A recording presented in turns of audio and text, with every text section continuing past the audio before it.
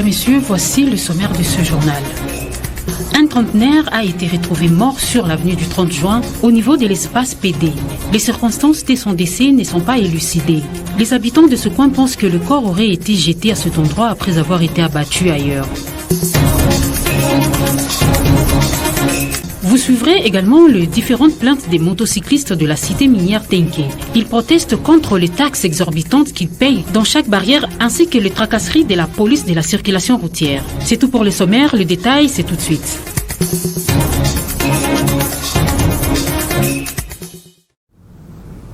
Madame, Messieurs, bienvenue dans ce journal et merci de l'attention que vous nous accordez.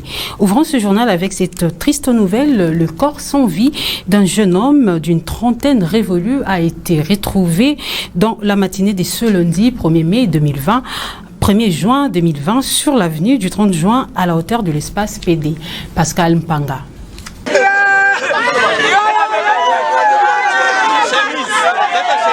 Gisons face contre terre, visage baigné dans le sang.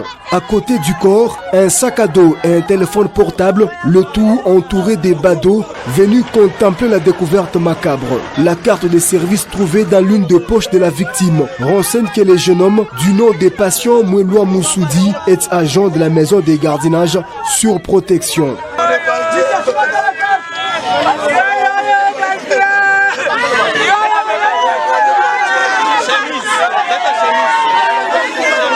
Selon les habitants du coin, aucune balle n'a retenti la nuit dans ce quartier. Le corps aurait été jeté à cet endroit après avoir été abattu ailleurs, concluent certains. La levée du corps n'a pas été facile. La police a fait face à une opposition farouche de la famille de l'infortuné et de la population. Il a fallu la signature d'une décharge par le bourgmestre de la commune de Manika après une négociation de plus d'une heure du temps. Un jeu de projectiles s'en est suivi avant le départ de la police vers la morgue pour déposer les corps. Plusieurs interrogations planent autour de cette mort. Nul ne sait si le jeune homme a été abattu à l'aide d'une balle réelle ou d'une arme blanche. Seule l'enquête ouverte pourra mieux le déterminer.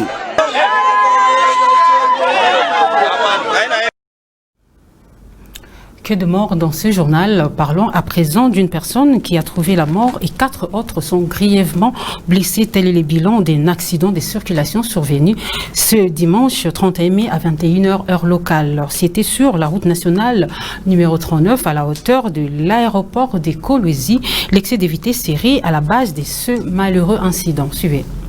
C'est une Jeep Hilux de marque Toyota immatriculée 08 428 AK-05 en état de ferraille, les pare-chocs emportés, la cabine saccagée, un homme coincé en dessous du pneu droit. Voilà l'image que gardent ces véhicules réduits en cendres. En effet, la Jeep en provenance de Lubumbashi a heurté l'arrière gauche du camion en panne lourdement chargé, des sacs de charbon.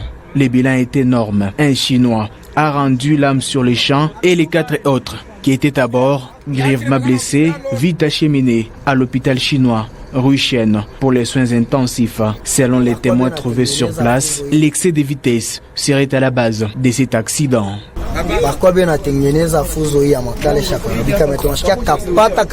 Les camions étaient en pleine réparation. Nous avons entendu un choc. Curieusement, nous avons aperçu la voiture Hilux renversée. Il y avait 5 personnes à bord. Un Congolais qui roulait et 4 Chinois. Malheureusement, un Chinois a succombé sur place et les autres ont été vite acheminés à l'hôpital. Ils sont dans un état critique. Ils étaient en provenance de Lubumbashi. Ils se dirigeaient déjà vers les ronds-points Mwangeji et la voiture a fini sa course dans les camions. Signalant que les chauffeurs et les convoyeurs du camion se sont éclipsés dans la nature. Changeons des chapitres et parlons de motocyclistes de la cité minière de Tenke qui se plaignent de la multiplicité de taxes. Ils protestent surtout contre des taxes non reconnues par l'État qu'ils sont contraints de payer dans chaque barrière. Ils sollicitent une implication des autorités locales afin que les choses redeviennent à la normale. La police de la circulation routière est aussi pointée du doigt. Elle serait en train de les tracasser. Suivez. nous étant que montages ici à Tenke, nous trouvons que le PCR nous tracasse de plus. Nous manquons tout d'abord comment travailler. La première des choses, ils nous arrêtent pour 2 personnes, mais ailleurs là nous trouvons bien qu'ils prennent des gens sans difficulté. La deuxième des choses, nous trouvons il y a l'association des SEMCO, ils nous arrêtent sans recul. Alors nous voulons qu'ils puissent au moins nous équilibrer afin qu'on puisse bien travailler. Nous, ce que nous voulons, c'est juste quoi? Qu'ils ne puissent pas nous tracasser, même si ils nous intercalaient juste de transporter des personnes, on ne peut pas vraiment parler. Mais le problème, c'est juste quoi? Ils nous arrêtent même en cours de route, même si vous vous tenez quelque part, bon, ils vous arrêtent sans cause. C'est ce qui nous gêne, nous, étant que de motards. Le problème vraiment ici à Tenke, en tant que motard, nous connaissons bel et bien qu'ici à Tenke, nous subissons un moment vraiment très difficile de la crise dans la période de confinement. Nous avons vraiment des tracasseries très compliquées. C'est tous les agents de l'État qui se focalisent sur les motards. Nous avons la PCR, la PNC, l'ANER, nous avons le bureau de la SEMCO. Tout le monde se focalise sur les motards. Vraiment, il n'y a même pas de travail. Nous avons des motos d'autrui. Le versement, vraiment, c'est compliqué. Alors, tout le monde se focalise sur les motards. Nous ne connaissons pas qu'est-ce que nous allons faire dans ces moments de confinement. L'État, vraiment, se focalise sur les motards. Il n'y a pas d'autre affaire. Ils ont qu'à tracasser les motards. Alors, si vous mettez, ils se mettent toujours à nous tracasser. Nous allons nous venger. Alors, ils vont créer l'esprit de délinquance dans nos têtes. Et ils diront après que les motards sont impolis, sont délinquants. Là, nous demandons aux autorités de mettre vraiment les yeux sur nous. Le chef du groupement Kazembe a organisé une rencontre ce dimanche dans sa cour avec tous les chefs des terres de son groupement. Plusieurs points ont été abordés, notamment la suspension du chef Komesha du village Kyowelo. Suivez cet élément de Passion Kabamba. Ils sont tous présents. Eux, ce sont les chefs des terres du groupement Kazembe. Ils ont répondu à l'appel de leur chef des terres, Félicien Kazembe, afin d'établir sur quelques dossiers dont fait face ces groupements. De prime abord, Félicien Kazembe a rappelé à tous ses pairs la mission d'un chef des terres. Et ensuite, il a rapproché l'amour entre eux afin de maintenir les pouvoirs ancestrales. Il a par la même occasion passé en revue sur les conflits qui persistent au village Kyowelo. Félicien Kazembe, en toute démocratie, a récolté les avis des différents chefs des terres sous la suspension du chef Komesha, accusé d'indiscipline et manque du respect à l'endroit de l'autorité provinciale. Sur 30 chefs ayant pris part à cette cérémonie, la majorité absolue a voté pour le départ des chefs Komesha, laissant ainsi champ libre au chef Sengeloa, son adversaire direct, qui prendra la commande de ces villages juste après le confinement, comme nous explique le chef Kazembe Lukwesa. Aujourd'hui, nous sommes venus répondre à l'appel de notre grand chef, qui est le chef Félicien Kazembe. Parmi les problèmes que nous avons abordés, c'est notamment des conflits qui sévissent entre nous-mêmes, chefs des terres. Le chef nous a prêché l'amour. Il a également martelé aussi sur l'organisation des fêtes dans nos villages. Il nous a dit qu'il faudrait qu'on attende d'abord que la pandémie à Covid-19 puisse terminer et ensuite nous allons commencer à vaquer librement à nos activités. Là, par la même occasion aussi, soulever les problèmes en rapport avec la suspension du chef Komesha jusqu'à nouvel ordre. Et d'office, il sera remplacé d'abord par le chef Sengeloa qui sera installé juste après le confinement.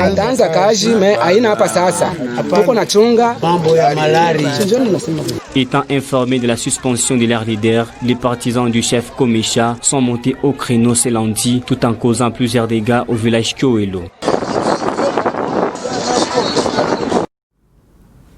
L'administrateur du territoire des Sandoa a procédé à l'inauguration de 2 hangars modernes du marché central de Sandoa avec une capacité de 240 places assises.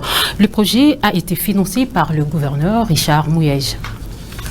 Avancée significative dans les différents chantiers du secteur infrastructure à Sandoa, amorcé par le gouverneur de la province pilote du Lualaba, Richard Mouyej Monkesmos. 2 hangars de type moderne viennent d'être inaugurés ce samedi 30 mai par l'administrateur du territoire, Justin Kapumba Sesemba.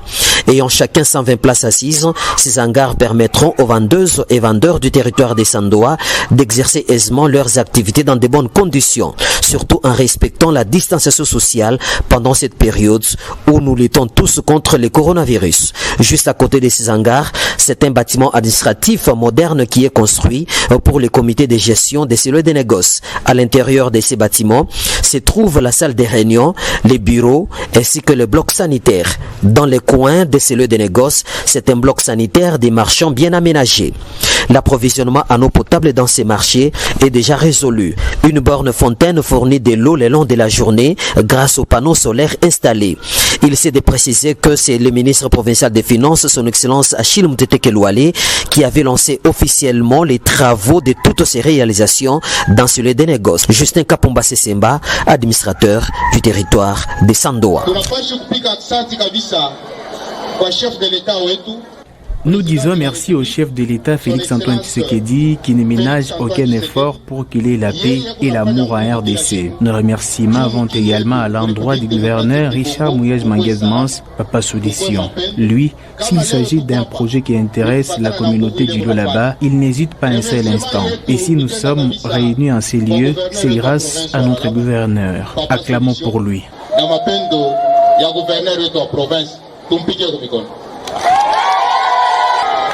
Objet de satisfaction pour les natifs de ces territoires déterminés à accompagner le vaillant gouverneur Richard Mouyej-Manguez-Mons. Remercier son Excellence Richard Mouyej-Manguez. Nous disons merci au gouverneur pour ses hangars réalisés à Sandoa sous sa propre finance. Que Dieu le bénisse. Parlons à présent du Premier ministre Sylvestre Ilunga qui a remis ce lundi au gouverneur de province le matériel de laboratoire pour dépister rapidement la Covid-19 pour une meilleure prise en charge en province. La cérémonie a eu lieu au grand laboratoire des Lubumbashi. Suivez. Ce matériel de laboratoire sont mis à la disposition du Haut-Katanga pour renforcer la riposte contre le coronavirus. Désormais, le dépistage de la Covid-19 se fera sur place.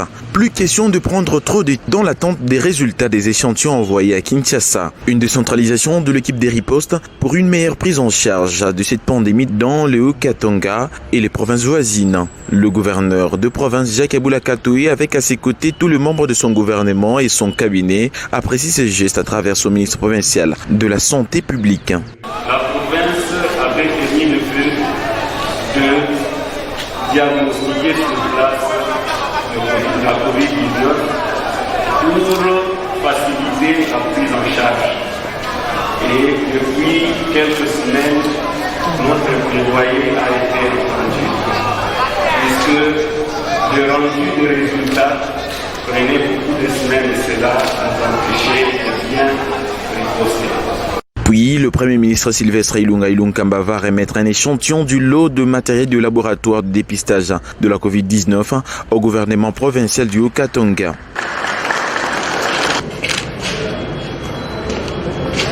Par la suite, le Premier ministre va visiter quelques locaux du grand laboratoire de Lubumbashi, les laboratoires de la rougeole, du VIH, de la biologie moléculaire, deux endroits où s'est placé le matériel qu'il a amené.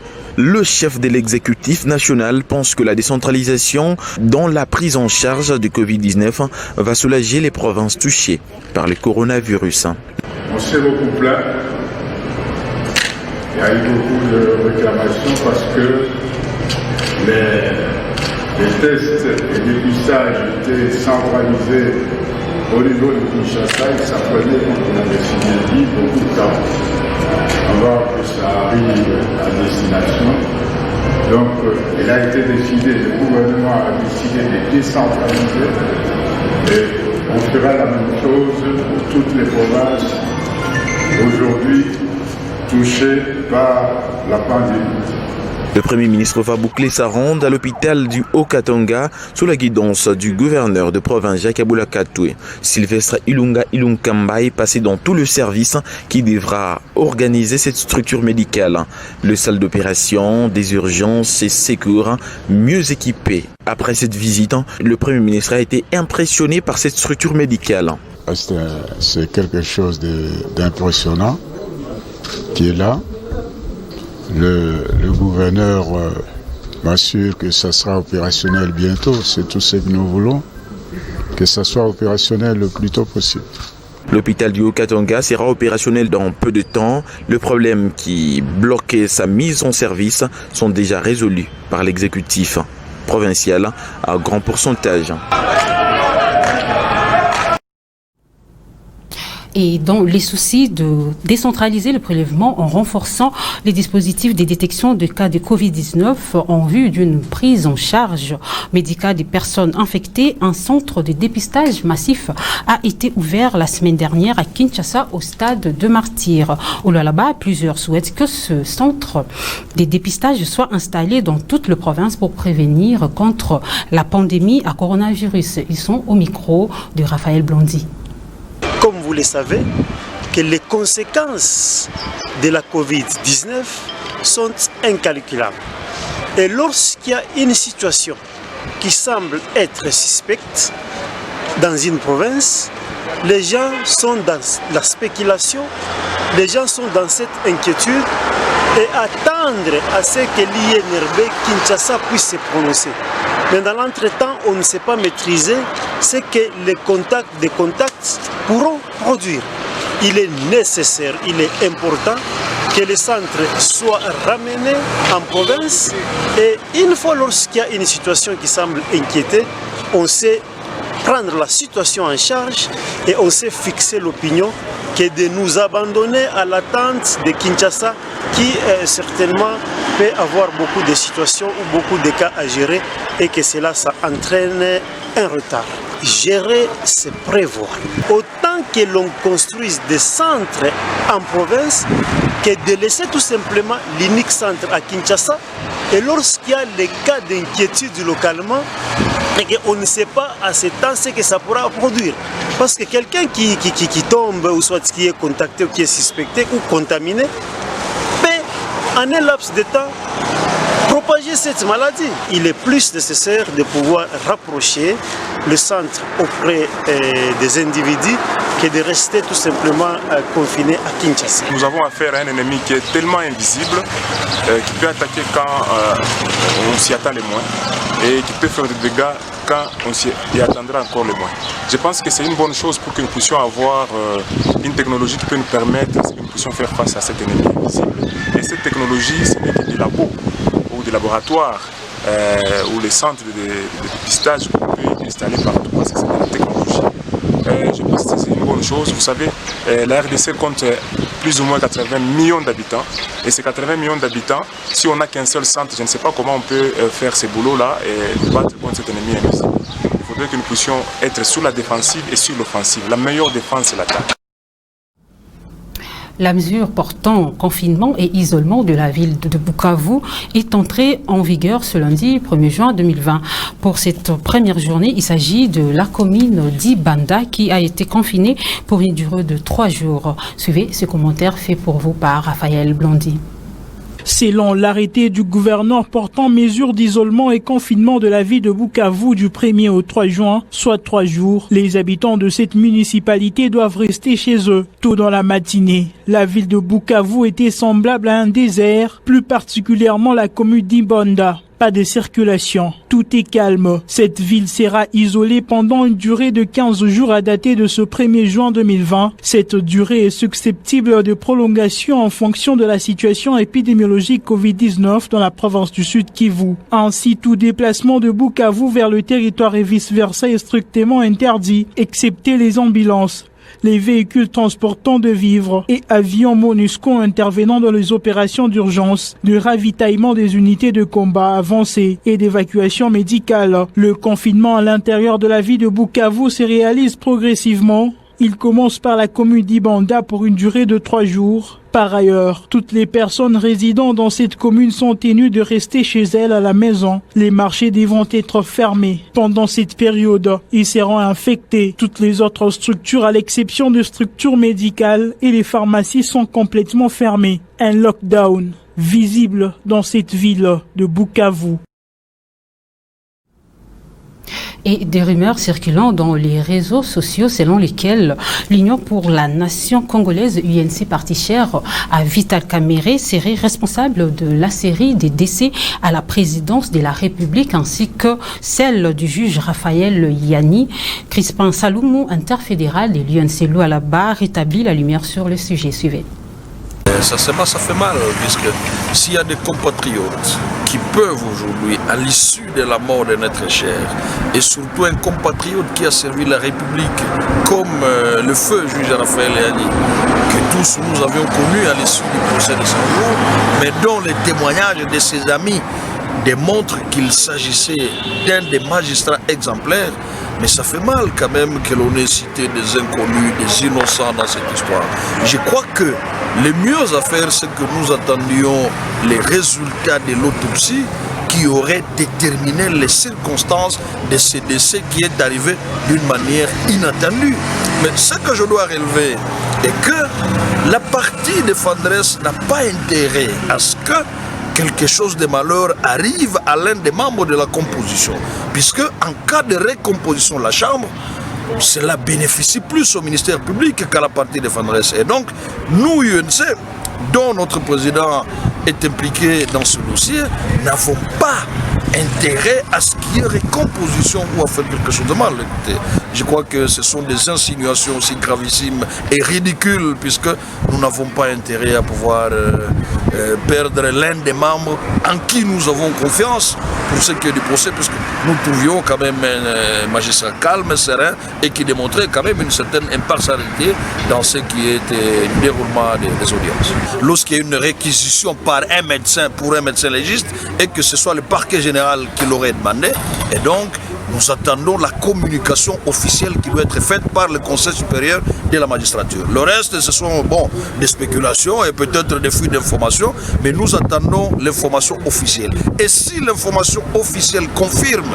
qu'il s'agirait d'un empoisonnement, je crois que nous serions tenus tous comme tout autre Congolais à savoir qui sont les personnes qui seraient impliquées et de quelle manière cela aurait été fait. Je crois que cela va de soi que nous le sachions. Et surtout, nous qui sommes partis impliqués à ce procès, nous avons tout intérêt à savoir comment cette mort est arrivée. Et c'est par cette information que nous bouclons complètement ce journal. Merci à vous de l'avoir suivi. Toutefois, l'actualité se poursuit sur le www.wangou.info.